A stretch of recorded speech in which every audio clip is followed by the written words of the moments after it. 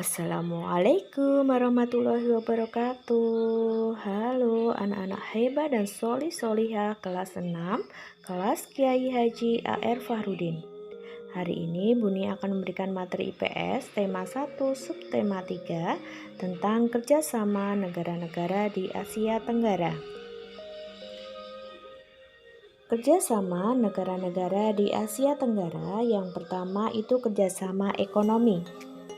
Di mana kerjasama ekonomi itu yang pertama ada pabrik pupuk di Aceh, kemudian pabrik abu soda di Thailand, kemudian pabrik urea di Malaysia, kemudian industri tembaga di Filipina, dan yang terakhir itu PT Pusri di Palembang ya, yaitu pupuk itu di Indonesia.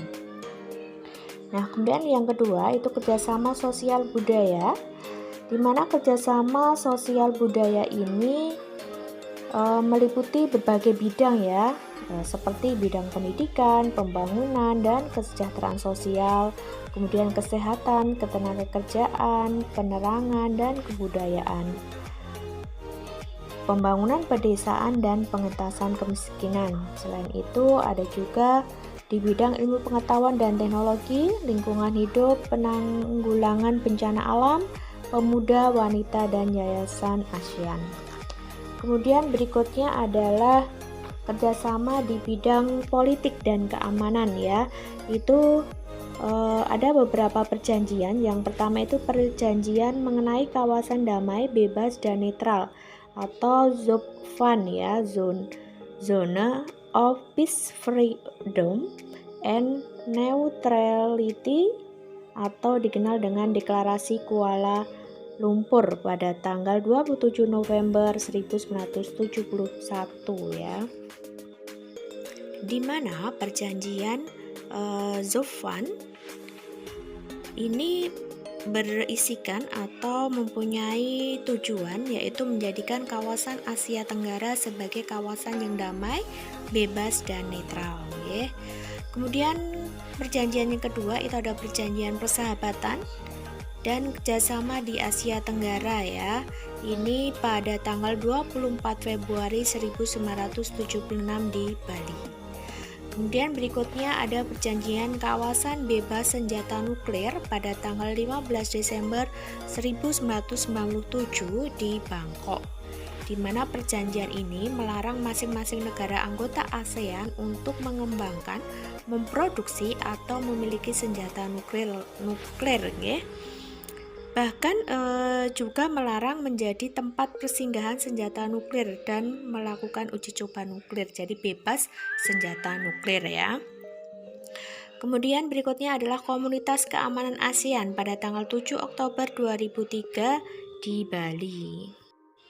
Selain itu, ASEAN juga mengadakan kerjasama dalam rangka menghadapi era pasar bebas, yakni dengan mengadakan kesepakatan ASEAN Free Trade Area atau disingkat dengan AFTA ya, di mana gagasan AFTA dimulai ketika berlangsung KTT ASEAN keempat di Singapura pada tahun 1992. Di mana AFTA ini dimaksudkan sebagai upaya untuk meningkatkan daya saing dengan negara atau kawasan perdagangan lainnya. Nah, makanya diadakan kesepakatan atau kerjasama AFTA ini berfungsi untuk meningkatkan daya saing ya, dalam era pasar bebas di negara-negara Asia Tenggara. Oke anak-anak semua, itu tadi kerjasama negara-negara di Asia Tenggara. Kenapa perlu diadakan kerjasama ya? Itu karena sebuah negara tidak sanggup memenuhi segala macam kebutuhannya sendiri. Maka dari itu diperlukan suatu kerjasama antar beberapa negara, jadi saling melengkapi. Misalnya negara Indonesia memiliki bahan tambang atau rempah-rempah, tapi di negara Singapura itu tidak memiliki. Jadi kemudian negara Singapura memiliki bahan alam lainnya, nah nanti barter seperti itu, jadi saling melengkapi. Oleh sebab itu, dengan kerjasama antar negara ASEAN atau antar negara Asia Tenggara itu diharapkan kekurangan dan kelebihan masing-masing negara akan saling menutupi antara satu dengan yang lainnya, sehingga kebutuhan suatu negara itu akan tercukupi. Ya. Demikian anak-anakku semua penjelasan tentang kerjasama negara-negara di Asia Tenggara. Nggih. Sampai ketemu lagi di materi selanjutnya. Dan tetap semangat belajar dari rumahnya. Bu Guru akhiri, wassalamualaikum warahmatullahi wabarakatuh.